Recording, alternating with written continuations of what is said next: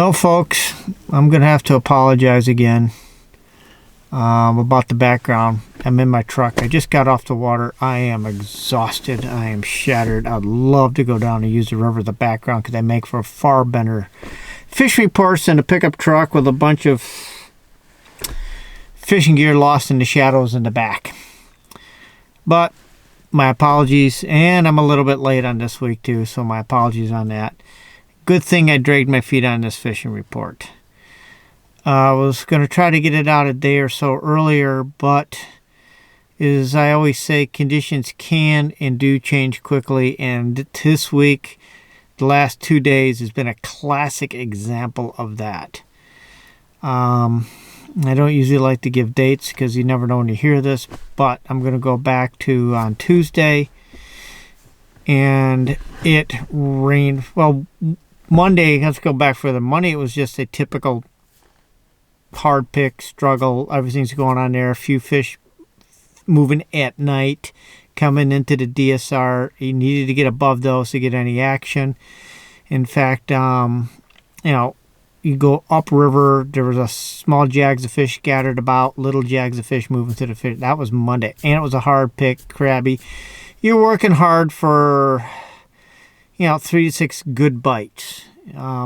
Tuesday comes and Mother Nature decided to turn on the lake effect guns, in this case not snow but rain, and she hit us with a fire hose. It was just you notice I don't have my Lost Rivers fishing hat on. It's still wet. We got soaked. It took all night to get all my gear dried up for the next day. Tuesday it just rained. Downriver, Plasky area, DSR area water, it rained pretty hard. Probably 1.5 inches, 2 inches of rain. We get out in the morning and fish were moving. I made my guess right. I got in the right pool. There's fish rolling. There's fish coming up through the channel. Hey, we're above that little jag of fish that runs at night. And then it started to rain and the fish just shut down. They wouldn't bite. They would barely roll. We had a couple of short grabs and a bad hook up, and that was it for the morning. Pretty frustrating, soaking wet, cold, just soaked. Took a little break. We went to another part of the river, and we, not us, not the fish lit us up. It was like a completely different day. Yeah, it is still pouring cats and dogs. It's just pouring. I don't want to say cats and dogs get Pete upset with me. So it was just pouring, just downpours. Off and on, wind changing up, and the fish were on the go. And we got lit up by the salmon. In fact, I think we got a couple cohos on, landed a coho, got a few Chinooks on, lost a lot of fish. It was bedlam. And it rained. And we finally got off the river, and it rained all that night, and then we bring us to Wednesday. You go to the river, the bottom end of the river, the DSR area, I guesstimate probably 2,200 CFS. The salmon river release went from 350 on Tuesday, excuse me, I'm tired, I've been fishing all day. Tuesday was 350 release. Today, Wednesday, as I'm talking right now, 750 release. And check the water flows if you come up over the next few days to see if they've gone up, they've stayed, or they've dropped. A lot of water came into a full reservoir, so I wouldn't be surprised that they have to do, as I'm speaking, that we find out they're going to do an emergency water release and the water flows go up. I'll try to put it in the in my video description when I post it. I'm hoping to post it tomorrow and say, hey, the water went up, the water stayed the same. So I might do an update in the description. Look at the description.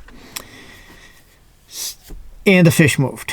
So today I'm exhausted. We had an epic day, but it was challenging fishing if you were not used to high water, almost borderline blowout conditions, muddy water. I'm standing in the DSR. We're fishing inside edges, soft edges. If you're standing in high knee, high calf, you do not see your boots. That's how dirty it was. Your boots are out, probably about halfway up your shin. Your shoes are out. You couldn't see your feet in the water.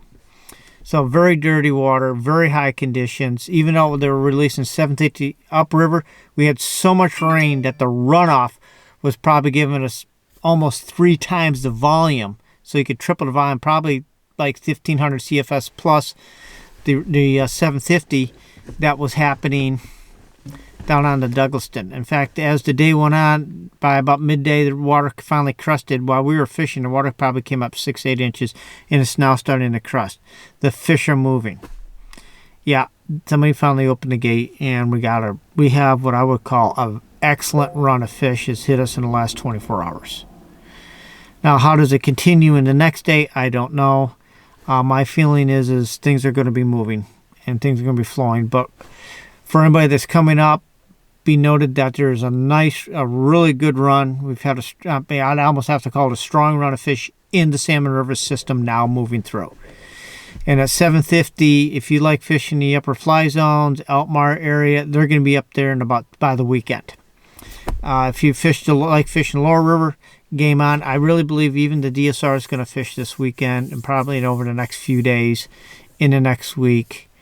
That should just keep things rolling. We'll have obviously there's salmon. We'll see. So that's kind of what's happened. Like I said, conditions can and do change quickly. As hot as it is, it could go cold. So we're at 750 right now. Water temperatures are definitely in the 50s, so everything is perfect. Big water, fish are moving. Good water temperature, fish are grabbing. Very grabby. What did we get them on today? Our best fly was a size 4 purple Charisse zonker. And obviously we're fishing in that real shallow. Normally where you'd be standing to fish is where we're fishing. We're literally standing in the grass and in the weeds on the bank swinging at. So we're working maybe like 2 rod lengths of line and a couple of BB split shot in that water. And that's why those zonkers I think work so good, because they're just swing over all those rocks really nice. And of course, who can't resist bunny flies? So that purple Charisse was really hot. We ran some big ugly egg-sucking leeches. They worked. Bead-headed buggers worked pretty good, but we hung them a lot, so we just stayed away from those. If you're in the heavy water, you're not going to catch them. Remember, right now, until the water drops, stay in the inside edges, the soft water. Don't put more than 2-3-aught split shot on. That'll get out there. Yeah, they swing. We just cast it up. We just fish a little short swing, and the fish do the rest. We've had a lot of great eats today. The only problem is with this high water, chasing them out in the heavy water is dangerous. So if they left the immediate area, we just pulled them off. So our landing ratio was just terrible. But we had some fish that were polite and stayed in, and we could land.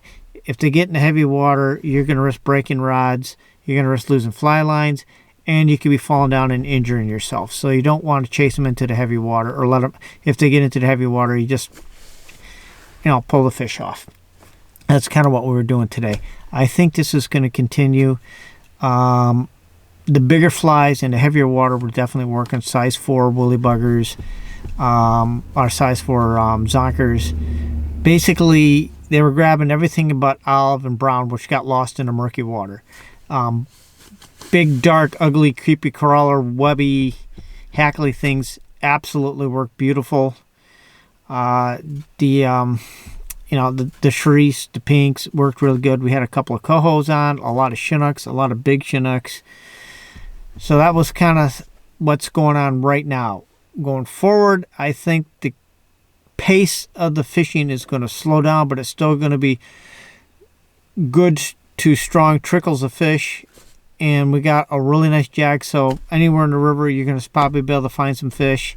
Just move around, and if you ain't finding fish where you are, keep moving. If the river does go up, stay in the soft inside edges. That's where the fish they're gonna hang. They don't like being in the heavy water any more than we do. So you're gonna be inside edges. So that's going on right now. I'm exhausted. I forgot to give my announcements. So if you're trying to send emails to us and we're not answering, understand I'm cooked. And sometimes we're really slow in emails. Comments, please keep the comments coming on the fishing reports and everything else. I will get to you. It might take a while because they're off the water. When I get off the water, I got to try to answer emails, return phone calls, get something to eat, fix gear, prep for the next day, tie George flies, return my borrowed equipment to Ricky. And yeah. So we're not totally on the ball. If there's any cancellations, watch our social media. Listen to the announcements on the fishing reports. That's kind of where we're at.